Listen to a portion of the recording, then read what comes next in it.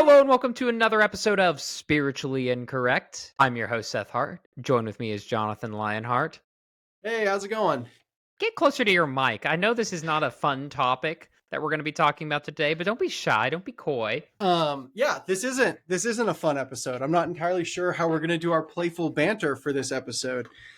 We just thought, like summer's ending, classes are starting back up, fall is right around the corner. And what does fall bring? Conversations Death? about the Holocaust. Does it? Is that what it brings? It does now. 'Tis the season. Tis the season. I did like that you went with like death, I suppose, like Halloween and stuff like that. I wasn't trying to go that direction, but all right. Yeah, no, it makes sense. It's the scariest of all things, and there's a certain eeriness. I don't know if summertime, the Holocaust would have felt right, just aesthetically. It's definitely not spring. Let's say fall or winter. Spring, is the only time. There is springtime for Hitler, the famous, which totally treats that topic with the sort of reverence and respect that it really deserves. I've heard Mel Brooks talk about this, and he says, I will make fun of Nazis and Hitler all day long, but I can never, ever make fun of the Holocaust. For him, that was an absolute.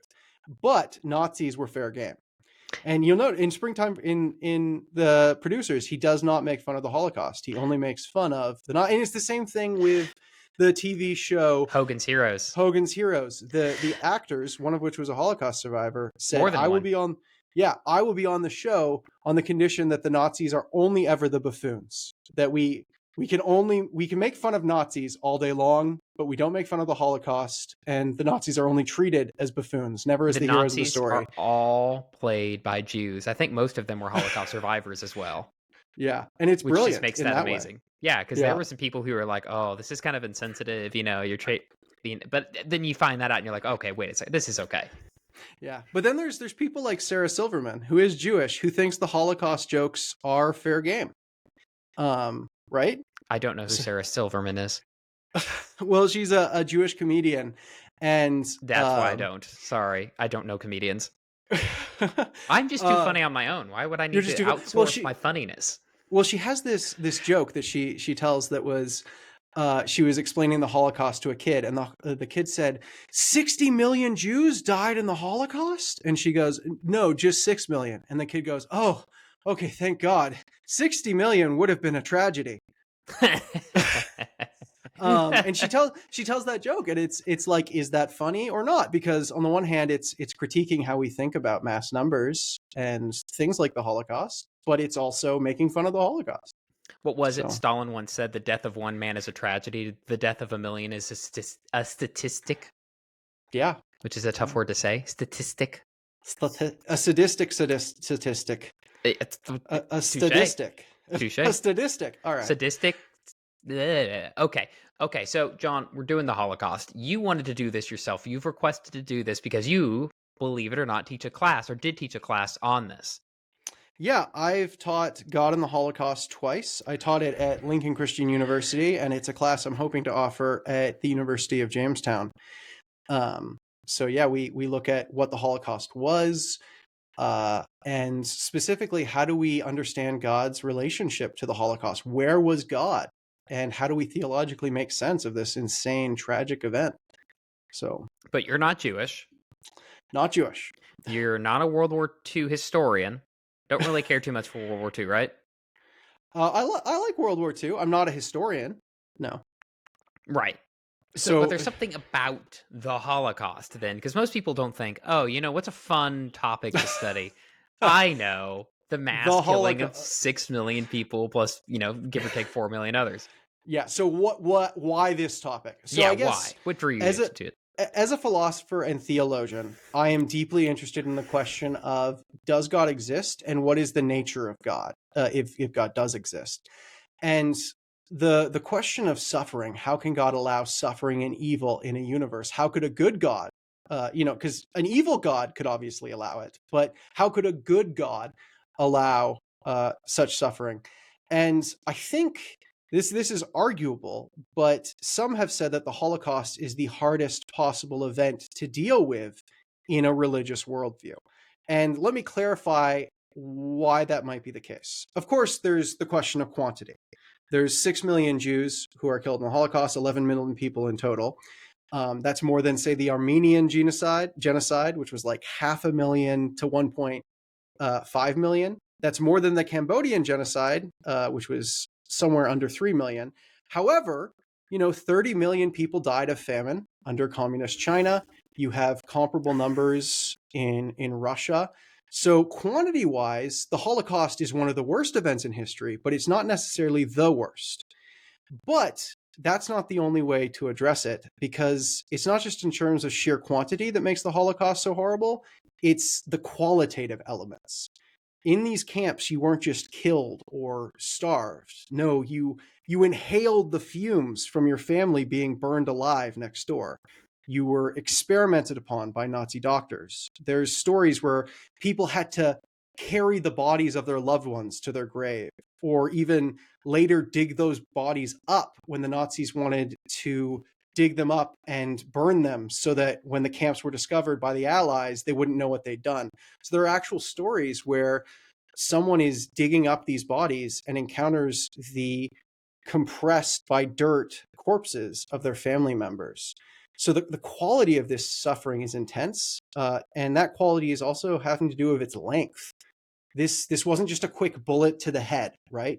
For some, this lasted from the early 1930s, mid 1930s to 1945, because camps were actually open much earlier than World War II started. For others, this intense period lasted from 1938, if you're thinking about Kristallnacht, 1939, all the way to 1945. And even if you weren't in a camp, you may have been starving in a ghetto for years before you were actually sent to a camp. And lots of people were tortured and died in the ghettos. So there's all these factors that come in, qualitatively speaking. It slowly rolled out. It is getting worse and worse and worse over time. Yes. And the thing with the camps is they were organized deliberately to not make sense. So they would put latrines next to sleeping quarters or to eating quarters, deliberately to make them this hellish place where they're trying to break you down. There's an article called Excremental Assault, and that's what it sounds like, excremental assault. It was talking just about the elements of feces and different things that were used to mock and humiliate prisoners, like forcing prisoners in the camps to eat out of toilets, or those sorts of things, or to work outside without times to go to the bathroom. So they might be working outside for 10 hours and they're not allowed to go to the bathroom. So these people are pissing themselves, pooping themselves all day long, and they're just sort of working in it, and then they're sent back to bed without permission to go anywhere. And even the floors of the camps, the rooms that they stayed in, were often described as multiple inches deep in feces and different things like that, because there's just one bucket for the whole group. So the level of humiliation here, also the fact that this isn't just the death of the individual, but it's their whole identity and culture and heritage, right? It's not just like you or your family died, it's 2/3 of European Jews who died. So this is the death of an entire culture, an entire identity and people. And it wasn't even just for what they believed, right? Even Jews who converted to Christianity generations before would have been killed in the camps, because you could be a Christian with Christian parents, but if your grandparents were Jewish, you were still rounded up and sent to the camps just for what you were, not for anything you did or believed, but just because of ethnically what you were. So I think that the combination of these factors comes together, and there might have been events where more people died than in the Holocaust, such as, with communist famines and things like that. And there may have been some moments that are worse qualitatively than the Holocaust. If someone is kidnapped and kept in a basement for decades being tortured every day, that person may perhaps have gone through something worse than the Holocaust. But that only happens to a few individuals, not to 6 million. And so the Holocaust is arguably unique in that it is the largest quantity of people to have suffered so qualitatively much. More people may have died but didn't suffer as much, and some people might have suffered more, but there aren't nearly as many of them. So when you combine quantity and quality, the Holocaust is arguably the hardest event in human history for a religious worldview of a good, loving God to deal with. Okay. So this is, I have to deal with this if I'm going to believe in God as a Christian philosopher and theologian. Yeah, we can't ignore it. So that's a lot more detail, because we've talked about this before, but that's a lot more detail than what I've heard you describe this as in previous conversations. Because one of the things I always struggle with is maybe it's just a Western bias, right? Because every other genocide that you've mentioned were all east of that. Soviet Union, China, the Cambodian genocide, Armenia. These are all further east people. So maybe the reason the Holocaust lives so strongly in our imagination is just that we're in the West. It's the one that happened here. And honestly, because it happened to the country that before that was often considered the intellectual peak, it's Germany. If you were a German scientist, like how many Nobel Prize winners have come from that country? Yeah, it is insane that the most enlightened, advanced, allegedly civilized nation in Earth, because I mean, everything before 1945, like if you're talking about history, science, philosophy, they're all Germans. Like this is supposed to be the greatest country on Earth, and then this happened there. It's insane. Yeah. And I think it rings home the fact that so many Americans are German. I think that's the largest subgroup of Americans' background is Germanic. It's like, that's my people that did this. That's my people.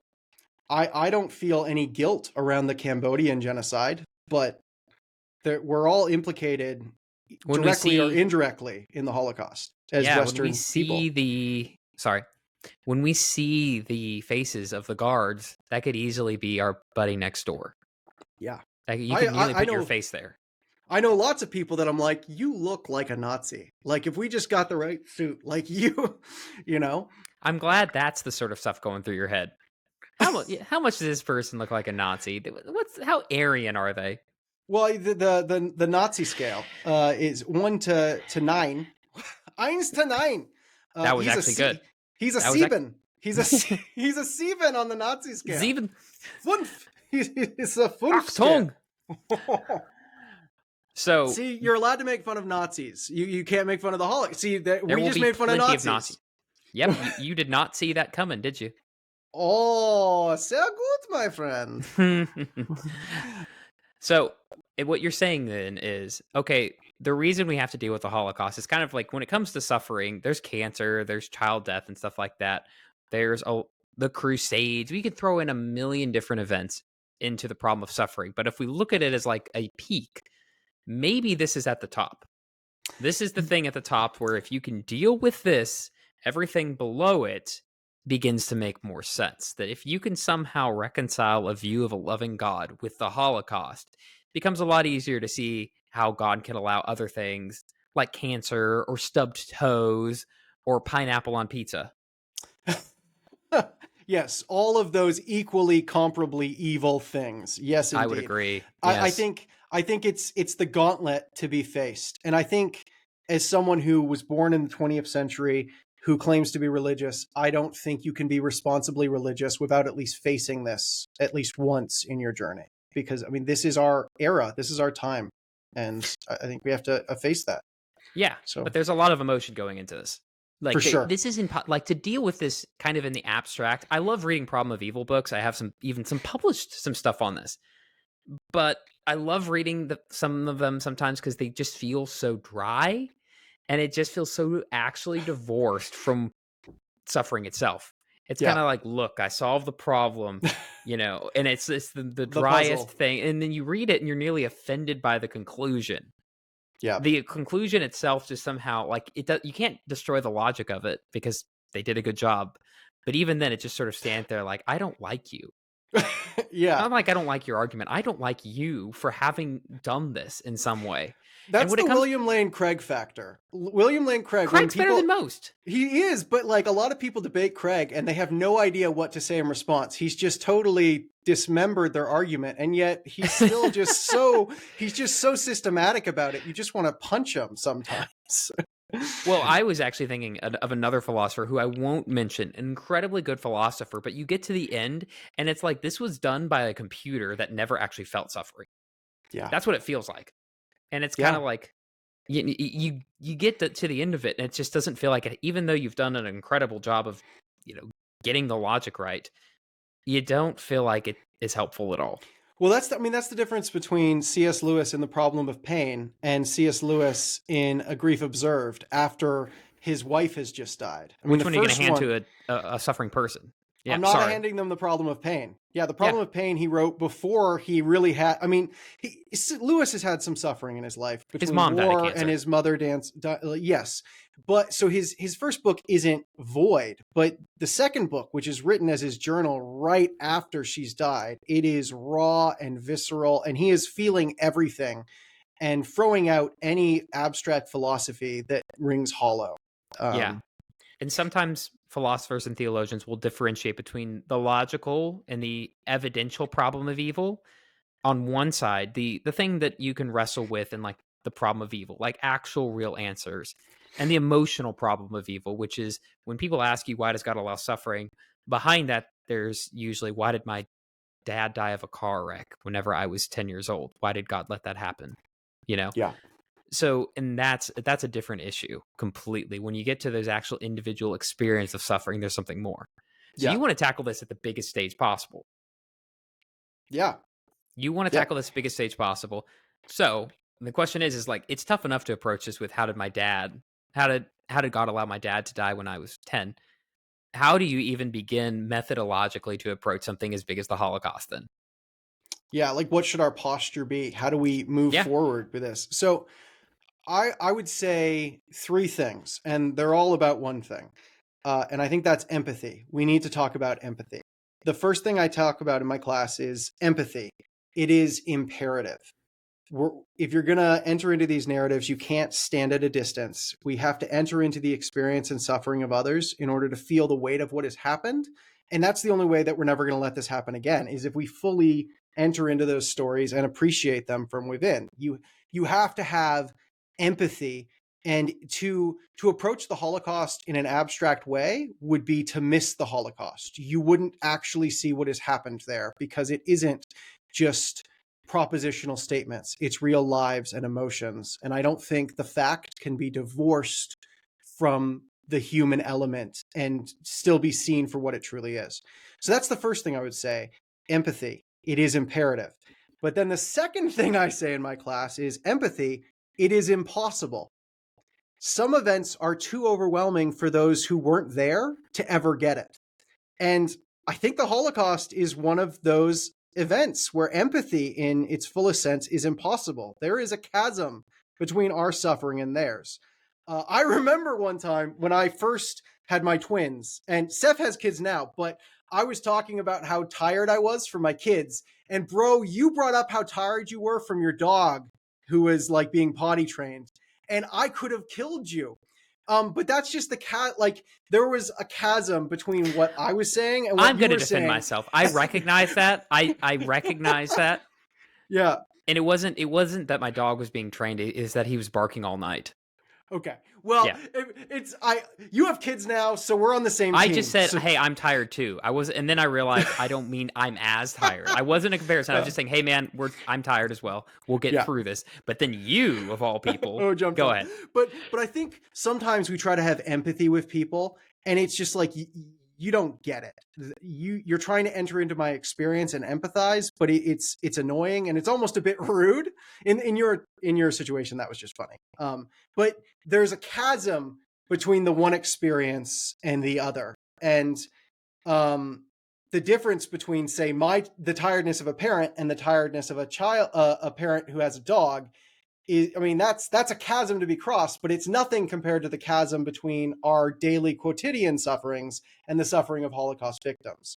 There is so there's this chasm between our suffering and the Holocaust. And to try to empathize with that or think you can, you just have to admit up front that it's impossible. And finally, and thirdly, I tell my class that empathy is unbearable. So it's imperative, it's impossible, and it's unbearable. If you try to enter in fully to the emotions and stories of the Holocaust, that takes a toll on you. And I would never recommend doing it for too long at once. I do it for 1 semester at a time, and that's always enough. I don't need to do it again for at least 2 years before I teach that class again. Friedrich Nietzsche said, if you gaze into the abyss long enough, the abyss gazes back into you. And so if you're going to try to empathize and feel fully the weight of the emotions and trauma of the Holocaust, if you gaze into that long enough, it's going to gaze back into you. So empathy is imperative. We have to do it, but it's also impossible and it's also unbearable. And so in this sense, we're undertaking an absurd task. We must have empathy, but we can't, and perhaps we shouldn't. And so ours is an absurd and confusing task. And perhaps it is precisely in that absurdity, precisely where our minds and abilities fail, precisely where we have no idea how to proceed. Perhaps it's precisely there that God may or may not enter in.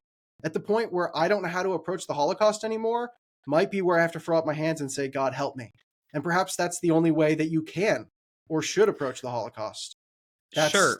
That's part of the question. Sure, but then it just seems like, I mean, if it is impossible and we're just throwing up our arms and saying, are we done? We can't do it. So is the episode done? Thanks for coming. You have to do it. It's imperative. This is what Karl Barth said about theology. We have to talk about God, but we can't talk about God. And that's But then he tells us how we can, though. But of course, and I'm going to.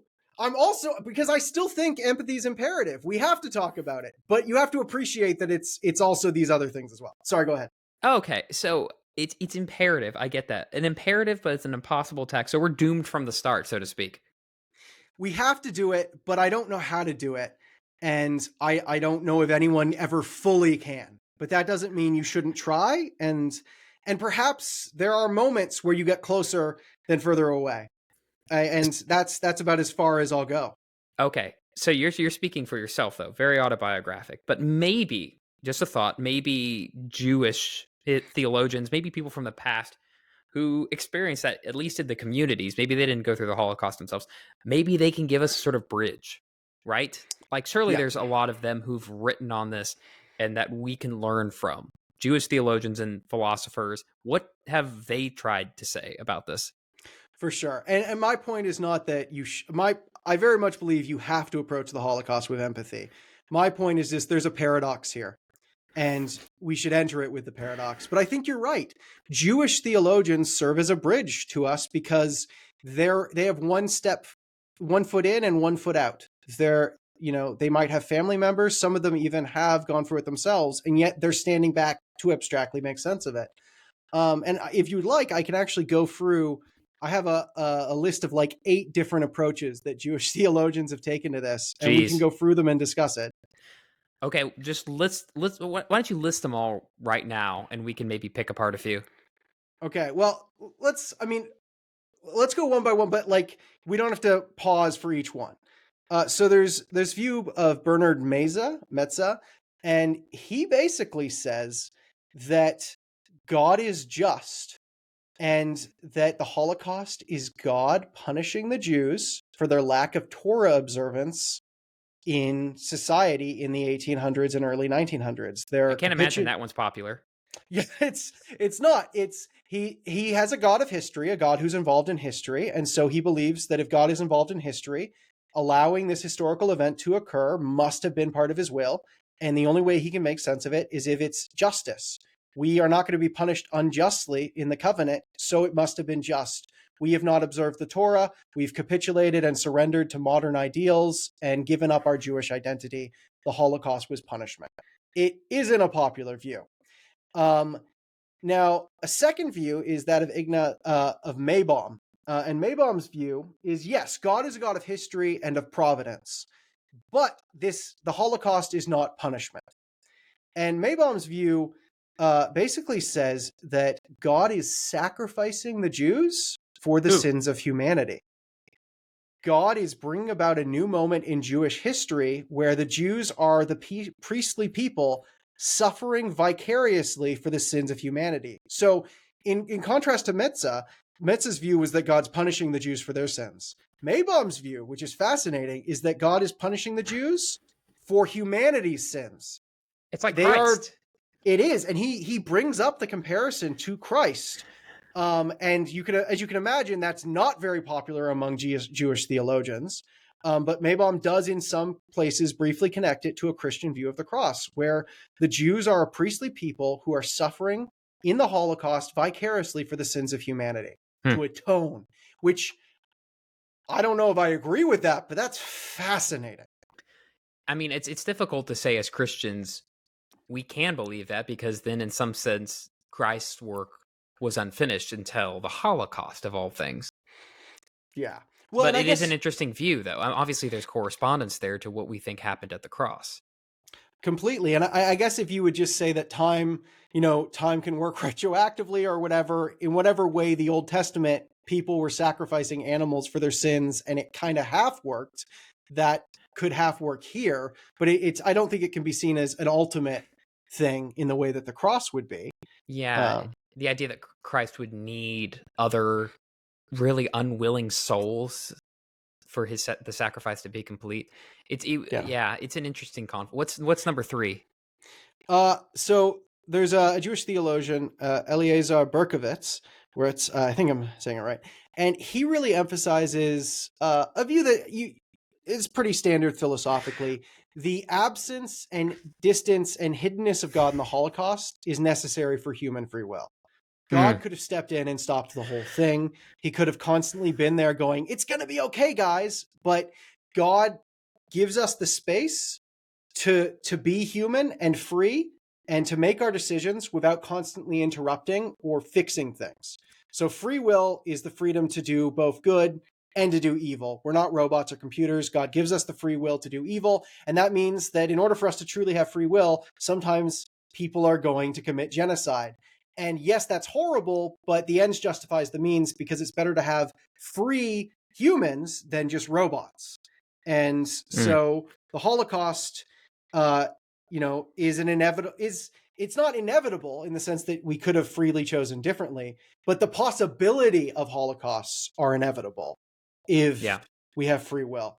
And now this is interesting because God's providence did not necessarily cause the Holocaust.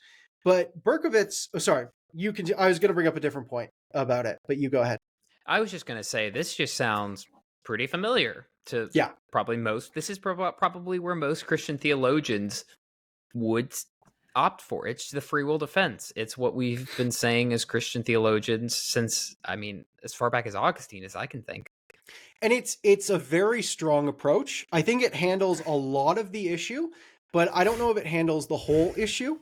Because there's still the sense of, okay, God is stepping back to allow us free will and free space. And yet, isn't the Holy Spirit active in history? Isn't the Old Testament God active in history? So I think it helps the problem, but it seems to be the sort of defense that could work more for a distant God than the involved God of the Old Testament, who's involved in the nation of Israel and of the Holy Spirit.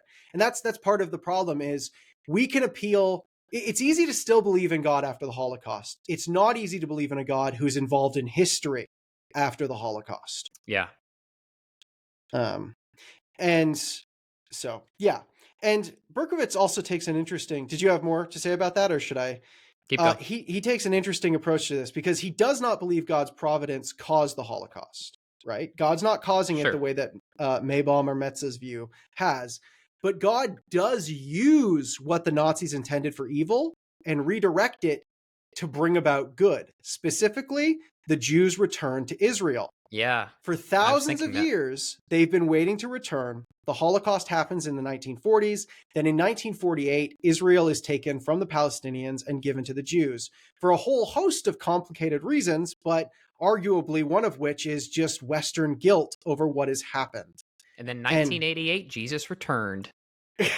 There we go. And so is it coincidence or is it providence? And a lot of people can only make sense of an ends justifies the means argument for God allowing the Holocaust in light of the fact that, well, the ends is we get Israel back. And we did. Yeah. We've been waiting thousands of years. The Holocaust happened and now we have it back. Would you trade 6 million souls for the wealth of the fact that Israel becomes a nation again? I mean, I'm not a Jew, so I don't have to answer that question. I'm not asking you personally. I'm just saying that's the sort of logic that's going on there, essentially. It is. And I don't think it can ultimately work, but getting the Holy Land back after thousands of years is probably as close to it working as the Jews could have gotten within their framework. Sure. Okay, so that's number 3. We still got 5 more to go. We still got, well, there's this other view that's Arthur Cohen, that's called the tremendum. And he basically sees the Holocaust as tremendum. It is something so vast and horrific and terrifying and beyond comprehension that it just shakes the foundations of human existence and challenges everything we thought we knew about God, about ourselves, about humanity, and about morality itself. And there's this sense in which your attempts to answer these questions just don't work, because the Holocaust is tremendum. It is too tremendous to grasp. It should evoke a theological silence. It belongs to this realm of mystery where thought, language, and explanation break down. It's outside the normal categories of human thought, and it evokes terror, trembling, and awe. So the idea there is not these two things are irreconcilable, God, the existence of God and something so horrendous. It's the fact that both these things, God and really the Holocaust itself, are just things that are so tremendous and huge that we couldn't possibly understand them. So even putting them together as a contradiction doesn't make sense. They're just beyond our thoughts to try and rationalize. Yeah, you can't quite reject, you can't embrace God, but you can't quite reject him either. In this system, it's beyond your attempts. Okay. And this plays off Rudolf Otto's Mysterium Tremendum, which I'm sure you were making that connection, Seth. Sure. This idea that God is just this tremendous mystery that's beyond finite categories and that doesn't play by your rules, which C.S. Lewis also plays off of with the idea that Aslan is not a tame lion. He's good, but he's not going to make sense to you all the time. He's not a tamed plaything for you. He's the infinite. And so he's kind of applying this infinity of God to the event of the Holocaust. Okay. What's number 4, 5? We're at 5. So this is kind of the classical. This is Richard Rubenstein. And he's one of the death of God kind of figures post-Holocaust, that God is dead. Either God isn't real or God doesn't intervene in history. He's a transcendent God who can't interrupt history. And he has a story of a Christian man who he was talking to, who thought very much like Meza did, that God's will was to punish the Jews. And Rubenstein reasoned that, if God is involved in history and the Jews are slaughtered, then it must have been just, because history is guided by a just God. So God cannot be involved in history in the old way the Old Testament thought he was, or else you're going to end up with the view of Meza that this is punishment for sins. And Rubenstein simply refuses to go there. Either God doesn't exist, or he's not the God we thought he was in the Bible. He's not involved in history. He is distanced, far off, and cannot enter in to relate or connect or interrupt or guide history. So you might be able to keep God, but you get rid of providence. You get rid of historical involvement. Either deism or atheism, in other words. Yes. Yeah. Basically, those are the options. Yeah, I was wondering when we'd get to that. Okay. Yeah. What's then 6? We have Elie Wiesel, who you might, if you've read the book Night, some of you might have had to read it for high school or university. He's probably the most famous person here, and he has what's called a theology of protest. And it's basically, I cannot believe in a God who allows this to happen. This is horrible and beyond my comprehension, and yet I cannot not believe in God either. It's so deeply rooted in who I am and my desires and beliefs and longings and the heritage of my people who are all gone now. I can't believe in him, but I can't disbelieve in him either. All I can do is shake my fist in protest at the heavens, and that keeps the conversation with God going. But it doesn't resolve into belief or disbelief. It's just a theology of protest. All we can do is continue to protest. And in his early book, his disbelief in Night, he seems very atheistic. But in 1998, there's an article, I think it's in the New York Times, where he doesn't say, I believe in God. He says, God, I have to make up with you. It's been too long. It's been agony to be distanced from you this long. 50 years later. And he doesn't say he's reconciled, but he's continuing to maintain my heart's longing is to reconcile. And I might not know how, but I have to. I have to for myself, for my family. I have to. How is this different from Tremendum? I think there's an active protest element in it. The Tremendum is almost just, you could almost see the Tremendum and Rubenstein as similar in that this God is far off, too infinite to be finite.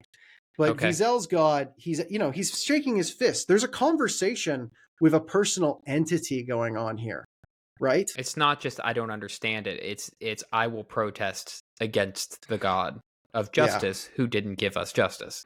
Yeah, and it's kind of like when your marriages where they're still fighting. Some counselors will say that that's actually healthier than marriages where they just don't talk to each other anymore. The stonewalling marriage, yeah. It's you might not have a good marriage, but you're still, in order to fight, you have to talk. And so this is a theology of protest. Like, you're still talking, right? And that's Okay. So number 7. 7 and 8 are going to move into a more practical thing. There's Emil Fackenheim, basically moves from theoretical theology to religious action. And basically what he says is we can't make sense of why it happened, but that's not our responsibility. Our job is not to make sense of what has happened. Our job is to figure out how we respond in light of what has happened. And theology should not be abstract. It should always be practical and action-based. And he has what's known as the 614th commandment. In the Jewish Torah, there's 613 commandments. There's not just 10. If you count them all up, there's 613. And he says the 614th commandment, which has been given to us after the Holocaust and because of the Holocaust, it's a new commandment for the 20th century, is we shall not grant Hitler posthumous victories. What did Hitler want to do? He wanted to remove the Jews, not just as people, but their whole way of life, their religion, their belief system, everything they were. And if we stop believing in God, if we stop reading and practicing Torah, if we stop going to the synagogue, we are granting Hitler a posthumous victory by doing his work for him. So we can't make sense of what happened theoretically in the Holocaust, but that's never been our job as religious people. Our job is to then say, what then shall we now do? How then shall we live? And he believes that how we live is in light of the 614th commandment. Thou shalt not grant Hitler posthumous victories. We don't know how to make sense of it, but we know how to respond by continuing to be Jews, continuing to raise our children Jewish, reading Hebrew, reading the scriptures, practicing these things, because that would piss Hitler off to no end. And we don't want to do his work for him. Hitler also wanted a strong German state, which it has now. We need to reinvade Germany, John. Let's do it. Let's 615th do it. commandment. There we go. I just think it's an outworking of the 14th. Good. And then the final view is Marc Ellis, and it's sort of a Jewish liberation theology. And it's, again, a pivot from theoretically trying to make sense of this in the abstract to the practical, how then should we live? And his argument, Ellis's argument, and I'm not saying I agree with this, but his argument is the Holocaust should have given us empathy as Jewish people for the oppressed. That's what it should have done, because we've been through oppression now so deeply. This event should have taught us how to have empathy for the oppression of others. Instead, Ellis says, it has fueled our hurt and defensiveness and entitlement and led us to oppressing Palestinians and booting them from their homeland. And I'm not going to comment on that view, but just say that obviously that view has become much more pressing recently. Ellis would say the Holocaust should have... much more relevant, yes. The Holocaust, he would say, should have made us champions of the oppressed in the world to make sure stuff like this never happens again. But instead, it's made us bitter. And in our victimhood, we have made others victims and just passed on the burden. Okay. So in your class, do you take one of these views, or do you just present these and let the students wrestle with them? I have a feeling where most of your students will land. Well, obviously, I'm not Jewish myself. I think that all of these views have something interesting to say for them. Some of them have more power than others in persuasiveness, in my opinion. But I think one of the things I've found in the class is that there is no one view that solves the problem. I think you can make a cumulative case that, this view helps ease some of the tension. I think with the free will thing, that helps. It doesn't solve the problem, but it alleviates it. Maybe I don't want to put a number on it, but if there's 100% of a problem, each of these views might alleviate 3 to 5% of that problem. And it might just get you over the 50% hump that you need to say, well, I don't totally understand, but there's enough here for me to continue trusting in God that there is an answer at the end of the day, even if I don't understand it. Those are the Jewish, and I would say that also for the Christian views, that I can get into the Christian views in a minute. I think the Christian views, again, they help, but I don't think anything is a silver bullet that just kills the problem once and for all. I think we can create a cumulative case that God is still real despite the Holocaust, but I don't think there's anything that settles it once and for all. You keep returning, though, to the fact that I'm not Jewish, and that sort of stuff. Well, that's fair, right? But, we are Christians. So I know you're not Jewish, but obviously you think Christians should be addressing this as well. Why is that? What is it about this issue that we as Christians are also pressed to talk about this and not just leave this to Jewish theologians? Why is this on a Christian podcast? Yeah, why are we doing this topic? Nazi Germany was 95% Christian. Think about that. Christian. Well, I'm doing air quotes. The camps, the people, the guards in the camps were almost entirely baptized Christians and believers. Now, obviously, there's a debate about infant baptism. But, and the thing is that we like to focus on stories of Christians who did do something, like Dietrich Bonhoeffer. Mm-hmm. But by and large, Christians didn't do anything. The vast majority of Christians weren't just not doing anything, they were the problem. And even the Christians who did do something, often it wasn't to protect Jews. The Barmen declarations of Barth and the Confessing Church, those don't mention Jews. They're about church-state relations. They're upset that the Nazi government is infringing on the church's power and overstepping the church-state divide. They're not protesting the treatment of Jews. So even almost every Christian did nothing. In fact, Christians are the ones who did this. And even the Christians who did seem to do stuff, most of them weren't doing it to protect the oppressed. There's a few stories that we can turn to, but those are all very much the exception. And so that doesn't mean Christianity isn't true, but it means that this isn't a Jewish question. This is something that Christians also need to reconcile with in our history, not just in the event itself, but the history of Christian anti-Semitism since Christ that has made something like Nazi Germany possible. Nazi Germany didn't just occur out of thin air. There's thousands of years of Christian anti-Semitism that made it plausible. And go ahead, Seth. I'll continue, but you... That's a fair point. Something I do want to push, though, as well, is it's easy enough to take a broad umbrella and say Christian, right? But then you actually read the private statements of some of the top Nazis who despised Christianity, despised the fact that it was a Jewish religion and the fact that the Savior was Jewish. Something that really came out at this time is they tried to reframe Jesus as not Jewish. They had to come up with the idea that, well, actually his father was from the Germanic tribes, and to try to make Jesus a German. And all these myths could come up, things that just sound foreign and ridiculous to much of historical Christianity. So something I just want to do is to say, yeah, they were Christian, but quite obviously they did not sit well with Christianity. I think that's an excellent point, that up at the upper echelons of Nazism, there was actually a lot of explicitly non-Christian, anti-Christian worldviews going on. Not just like they weren't behaving by Christian principles, but they wouldn't have called themselves Christian. They would have seen themselves as at the upper echelons of leadership. I think that's a very good point. Talked a lot about wanting to return to the pagan gods. Yeah. And I think ideologically, the question isn't so much, is Christianity leading to Nazism? Because I think there's a lot of ideological disparity there.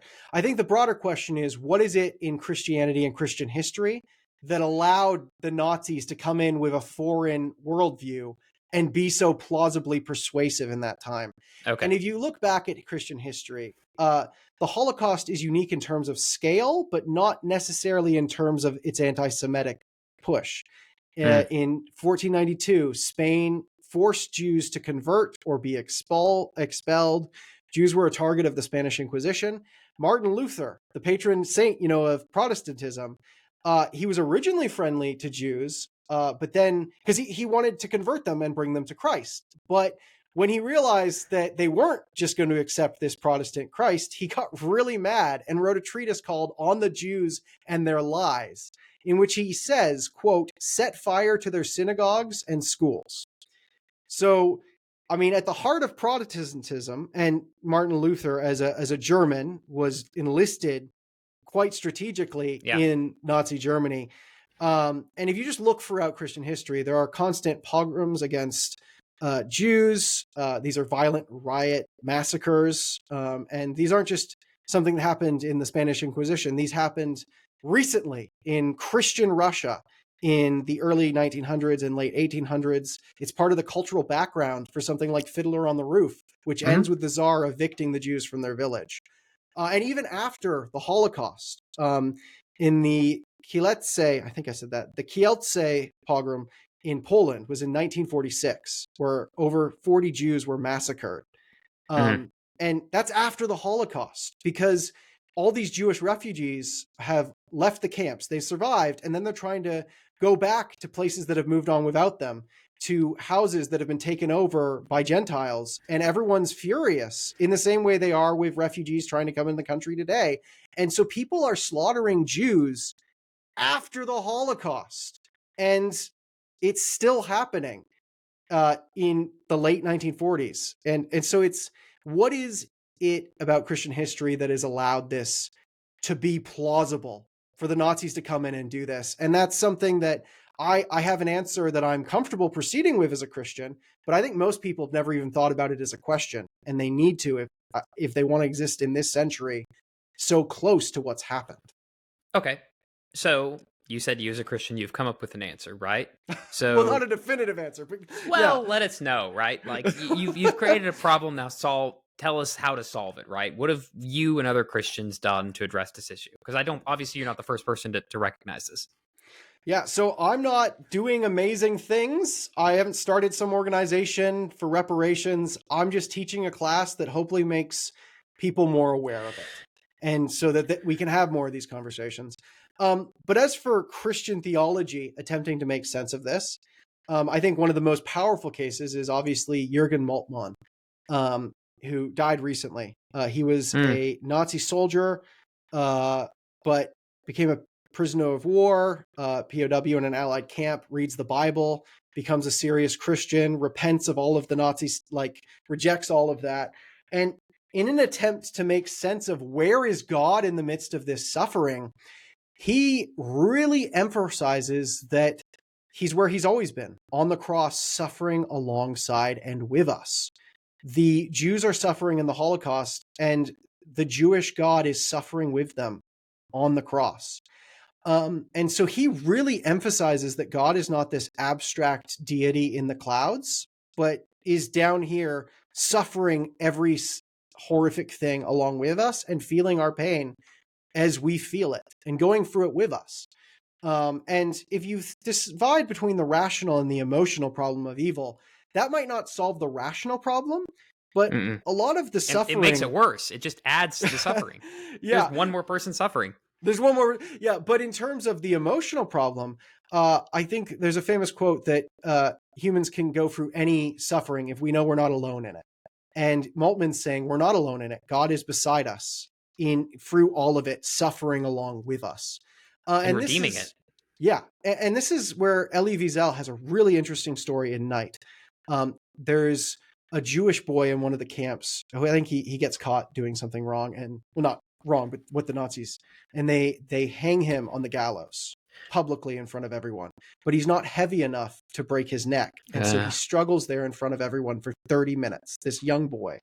And in the middle of that, someone yells, "Where is God? Why isn't God doing anything? Where is God?" And someone else points at the little boy's corpse and says, "There he is." And Wiesel, of course, interprets that to mean God is dead. Because early on, Wiesel is he protests later on, but he's really leaning to atheism by the end of Night. And so God is dead. Like, you can't believe in God anymore. But what's interesting is in the foreword to the book Night, it's actually written by a Christian. And the Christian makes the connection to the cross in the book and says, what could I say to Wiesel and this suffering boy? Could I tell him about the other Jew who suffered and hung, and suffers with us still?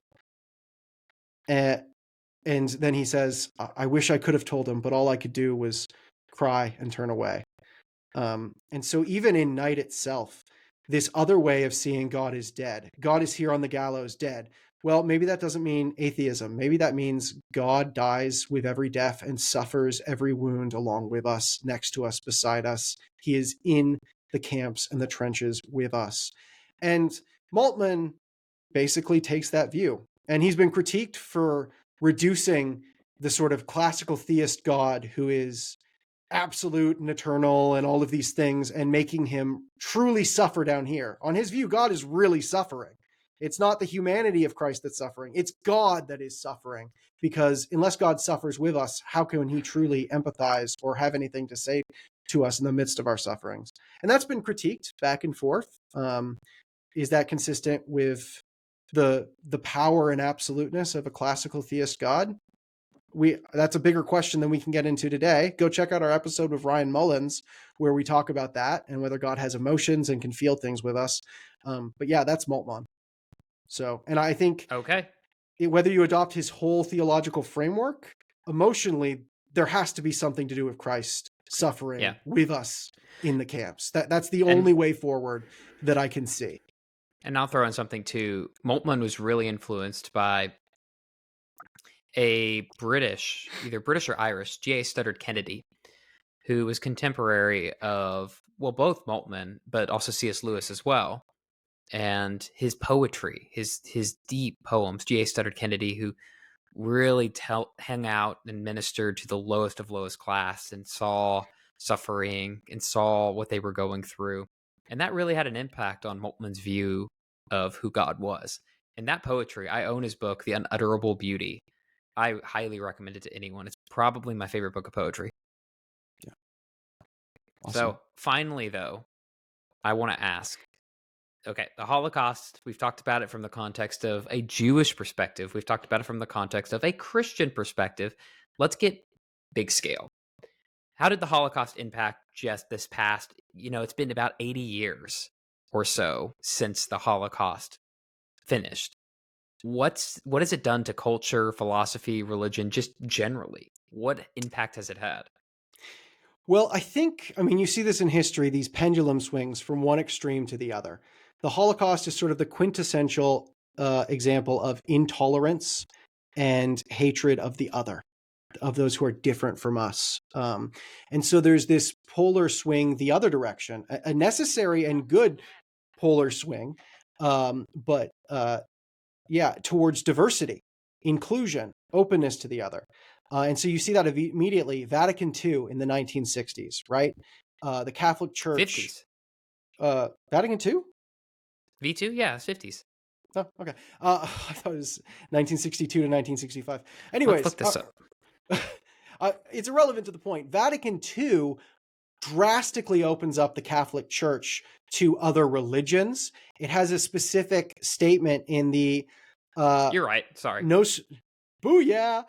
Nostra Aetate is one of the declarations, which is Latin for in our time. And it basically, in Vatican II, they overtly reject the deicide charge against Jews. That's the claim that the Jews killed God in the form of Jesus. They reject that claim that the Jews are responsible for the death of Jesus.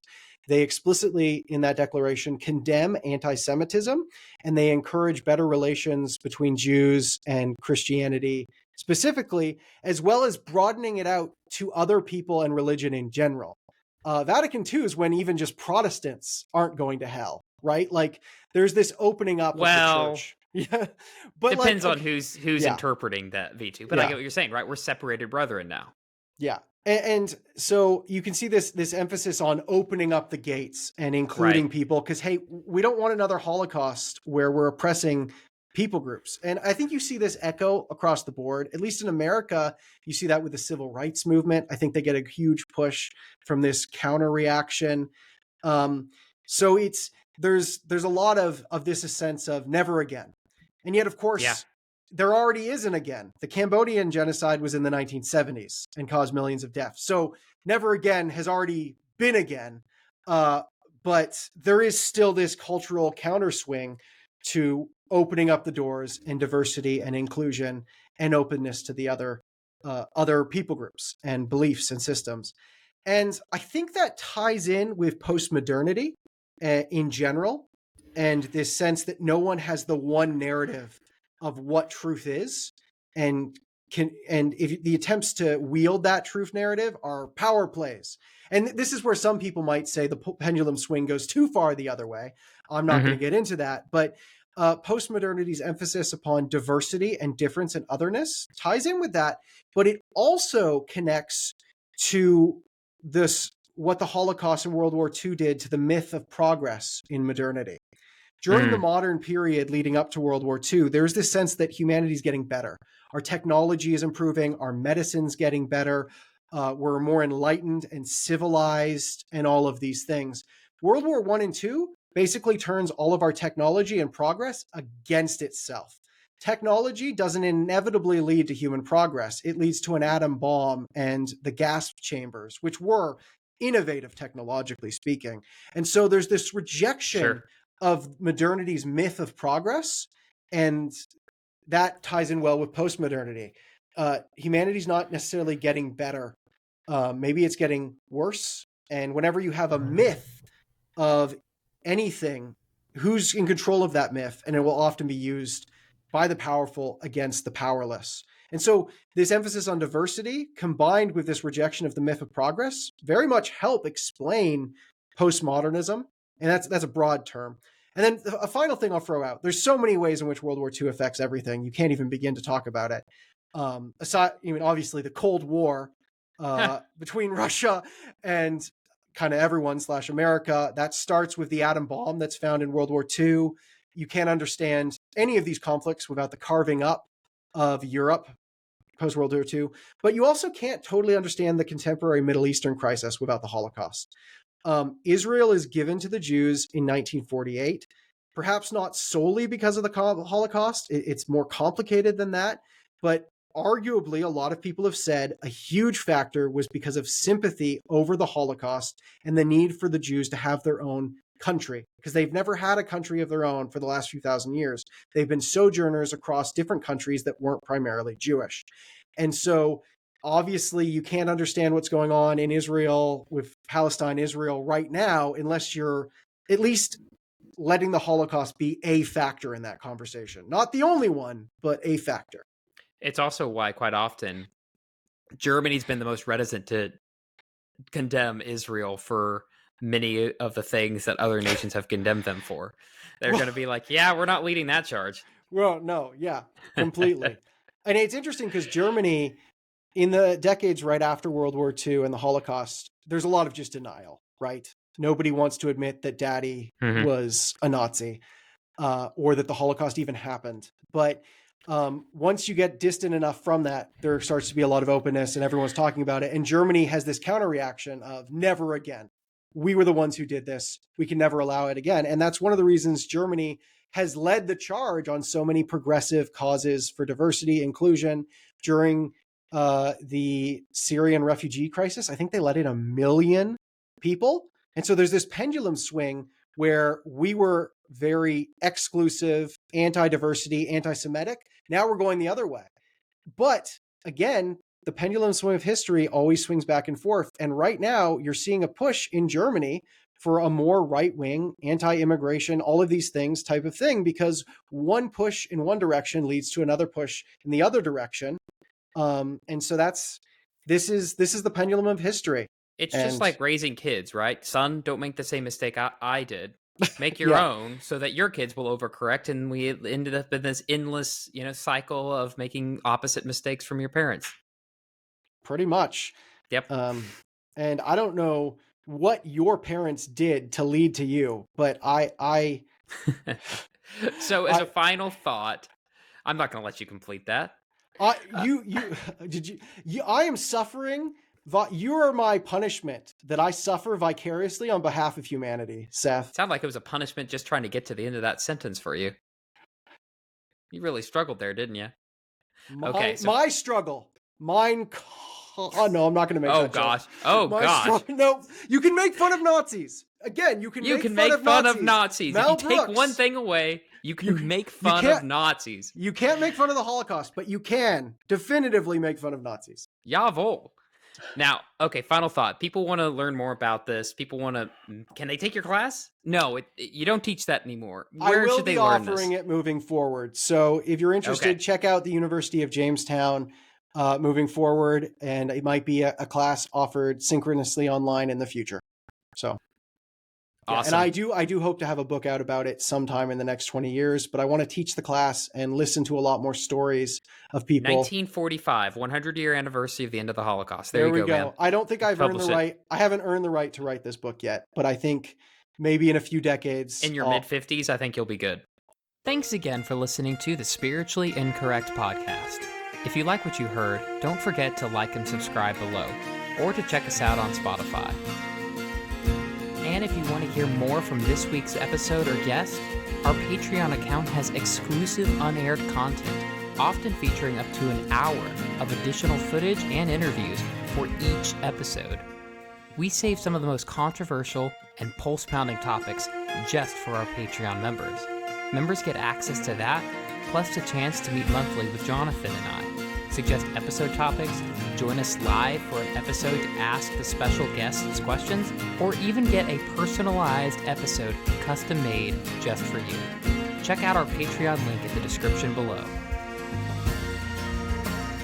And don't forget to check out our official website at spirituallyincorrectpodcast.com to see what else you're missing out on.